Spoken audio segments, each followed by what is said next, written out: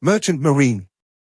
Some years ago, the story came to us in Toronto about a man who was in the Merchant Marine and made his living on the sea. A Muslim gave him a translation of the Quran to read. The Merchant Marine knew nothing about the history of Islam but was interested in reading the Quran. When he finished reading it, he brought it back to the Muslim and asked, "This Muhammad, was he a sailor?" He was impressed at how accurately the Quran describes a storm on a sea. When he was told, no, as a matter of fact, Muhammad lived in the desert, that was enough for him.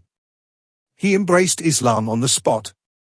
He was so impressed with the Quran's description because he had been in a storm on the sea, and he knew that whoever had written that description had also been in a storm on the sea.